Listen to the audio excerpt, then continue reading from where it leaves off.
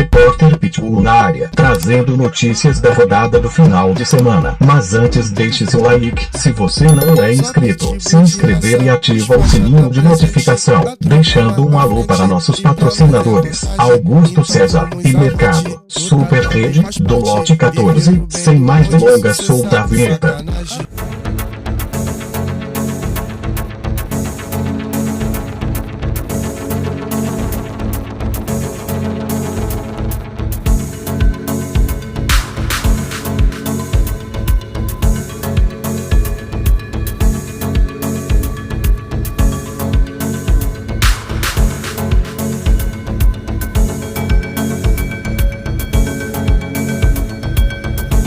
Estrela Real foi batido na Arena Saquaçu pelo time do veterano do Pará de virada, placar de 2-1 nos acréscimos. Baratã bate o Coroa Real no campeonato na 10ª rodada da Copa União de Cosmo pelo placar apertado de 2-1. Os gols marcados o volante Felipe, conhecido como Tri, é Paulo Vitor, conhecido como Maranhão Maragol. Arsenal é batido em Japeri pelo placar de 5-1 pelo time do Guanabara na Arena Guanabara.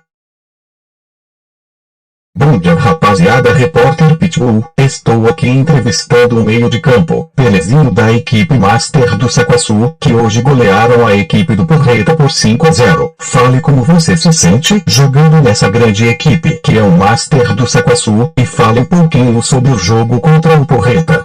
Primeiramente eu quero agradecer a Deus por a oportunidade de estar aqui nesse time, vestir essa camisa, que é grande pra caraca no Saquaçu, não só no Saquaçu, é de Gessense. Falar um pouco do jogo, os caras desmereceram um pouco por ser veterano. Um amigo até conversou, pô, é veterano, o time é como? Eu falei, pô, o time é bom. Não desmereça, porque dentro de campo vamos mostrar. E dentro de campo mostramos. Ganhamos hoje com essa vitória larga, em cima de um time que é bom. Forte abraço ao Porreta, mas infelizmente caiu dentro da arena. Nosso time vai passar o trem, vai passar, não tem massagem. E vamos mostrar isso aí. Quem entrar contra o Master, isso aqui é garra, é Master. Respeita essa camisa. E já que o filho apanha, o pai faz o trabalho por ele. Pelezinho da equipe Master Saquaçu.